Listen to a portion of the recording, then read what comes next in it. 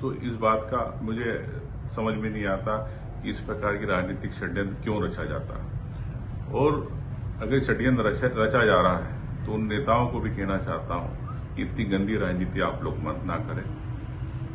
मैं लोगों के साथ खड़ा रहा, गंदवानी में क्षेत्र में ईमानदारी से काम किया, करता रहूंगा, ये भी मैं आपको विश्वास दिलाता हूं।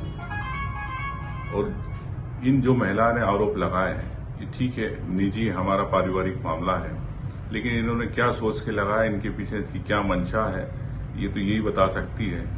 कोई व्यक्ति अपने परिवार के व्यक्ति के खिलाफ इस प्रकार के आरोप लगाता तो बड़ा दुख होता है। लेकिन वो हमारी मैं ठीक है, मैं इनका सम्मान करता हूं, लेकिन जिस प्रकार से इन्होंने मुझे मानसिक रूप से प्रताड़ित किया, आर्थिक रूप से प्रताड़ित किया, उसकी भी मैंने आवेदन पुलिस में पहले दिया था।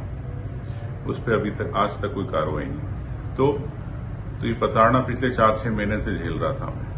क्या मेरी स्थिति ऐसी हो गई थी कि कहीं मैं सुसाइड नहीं कर लूं? तो मैं अपनी जनता की सेवा करूं कि मैं सुसाइड करना पसंद करूं? तो मैंने जनता की सेवा करना पसंद किया। जो भी मेरे पे झूठे आरोप लगाएंगे उसको मैं, ठीक है, न्याय है, न्याय की मांग करूंगा। न्याय के हिसाब से जैसा भी माननीय न्यायालय जब में जाएगी बात, मैं अपना पक्ष रखूंगा। मुझे विश्वास है हिंदुस्तान के न्याय। धार जिले के गंदवानी से कांग्रेस के विधायक और पूर्व वन मंत्री उमंग सिंघार पर रेप केस दर्ज होने के बाद उनकी गिरफ्तारी की कोशिशें शुरू हो गई है। जानकारी में आपको बता दें कि उनकी पत्नी के द्वारा ही कद्दावर कांग्रेसी नेता उमंग सिंघार पर शादी का झांसा देकर बलात्कार सहित जान से मारने, अश्लील गालियां देने और दहेज प्रताड़ना जैसे कई गंभीर आरोप लगाए हैं, जिसके चलते महिला की रिपोर्ट पर गंदवानी विधायक उमंग सिंघार के खिलाफ यौन शोषण, बलात्कार सहित प्रताड़ित करने और घरेलू हिंसा की धाराओं में मुकदमा दर्ज किया गया। इधर केस दर्ज होने के बाद इस मामले में राजनीति भी तेज हो गई है। भाजपा के नेता हमलावर हो गए हैं। वहीं धार पुलिस सोमवार को गंदवानी विधायक उमंग सिंघार के निवास पर पहुंची और उमंग सिंघार को लेकर घर पर जांच पड़ताल कर पूछताछ की गई। धार के थाना नौगांव में मामला पंजीबद्ध होने के बाद अब उमंग सिंघार का एक शिकायती आवेदन भी सामने आया है कि मेरी पत्नी प्रतिमा द्वारा मुझे ब्लैकमेल कर मानसिक प्रताड़ना के साथ जाति सूचक शब्दों से भी प्रताड़ित कर रही है, जिस पर कार्यवाही की जाए। साथ ही आवेदन में यह भी बताया गया था कि 16 अप्रैल 2022 को प्रतिमा के साथ उसका विवाह हुआ है, जिसके बाद से ही प्रतिमा लगातार उन्हें ब्लैकमेल कर रही है।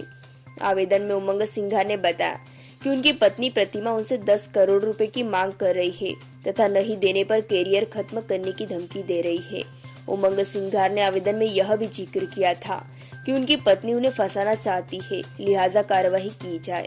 इस मामले में धार एसपी आदित्य प्रताप सिंह ने बताया कि 2 नवंबर की रात को दोनों पक्ष के लोग थाने पहुंचे थे। महिला की ओर से आवेदन दिया गया था और कार्यवाही की मांग की गई थी, परंतु बाद में महिला के द्वारा कार्यवाही नहीं करने के लिए आवेदन दिया गया था, लिहाजा कार्यवाही नहीं की गई थी। आपको बता दें, उमंग सिंघार के द्वारा दिए गए शिकायती आवेदन पर नौगांव थाने की सील और साइन लगी हुई है। अब ऐसे में सवाल उठता है कि आखिरकार उमंग सिंघार के आवेदन पर क्यों कार्यवाही नहीं की गई। फिलहाल धार एसपी जांच की बात कर रहे हैं।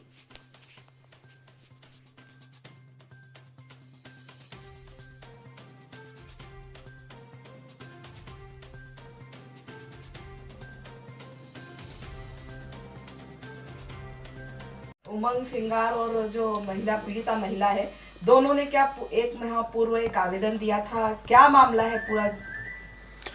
देखिए, इस प्रकरण में 2 नवंबर की घटना है जिसमें दोनों पक्ष थाने पे आए थे। विवाद होने के बाद जब इनका विवाद हुआ उसके बाद ये रात को 2 नवंबर को थाने पे आए और उसके बाद महिला ने आवेदन दिया था और उसकी एफआईआर ड्राफ्ट भी की थी।